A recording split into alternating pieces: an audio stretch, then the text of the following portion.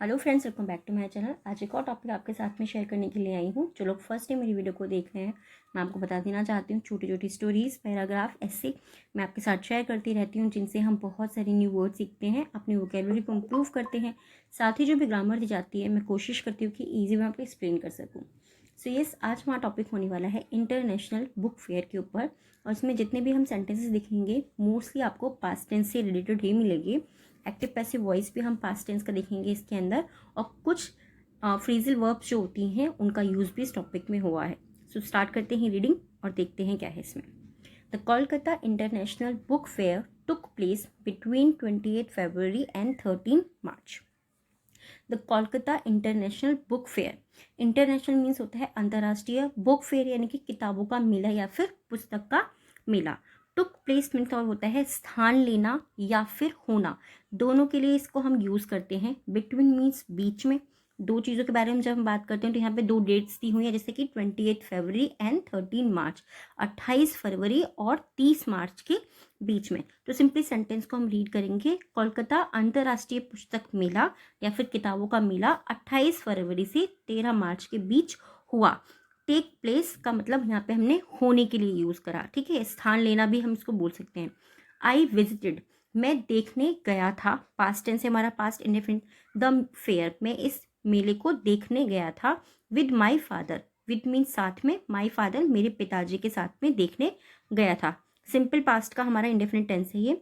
The book fair was attended by a large number of people.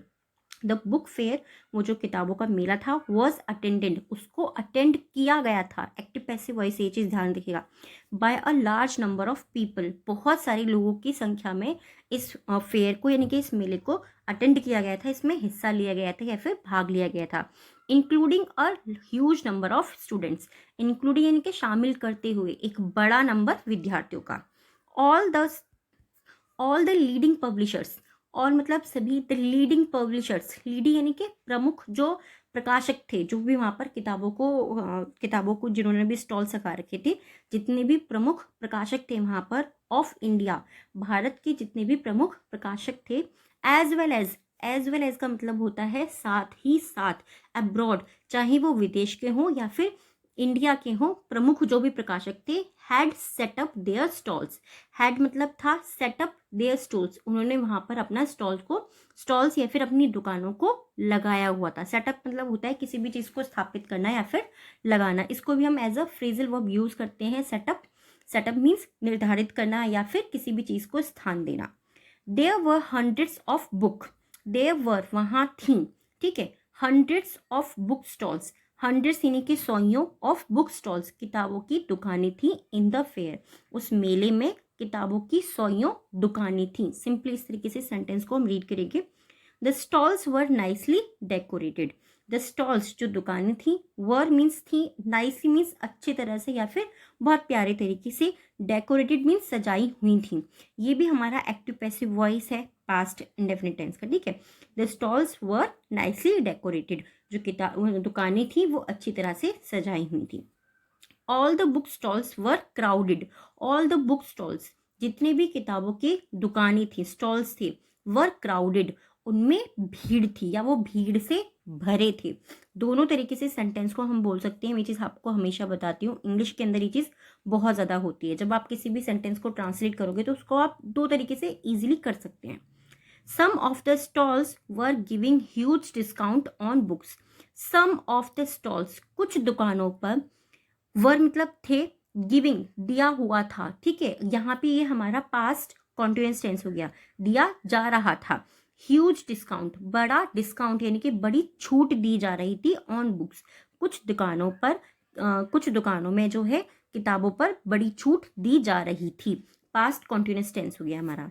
There were different kind of books ranging from classics science fiction, there वहाँ थी different kind of books, वहाँ पर भिन्न भिन्न प्रकार की या फिर अलग अलग प्रकार की किताबें थीं। रेंजिंग मतलब से लेकर, रेंजिंग फ्रॉम यानी कि से लेकर, क्लासिक किताबों से लेकर के साइंस फिक्शन यानी कि साइंस से रिलेटेड जितनी भी बुक्स होती हैं, साइंस के ऊपर जो भी टॉपिक्स हमारे आते हैं उनसे रिलेटेड जो भी बुक्स होती हैं वो वहाँ पे थी।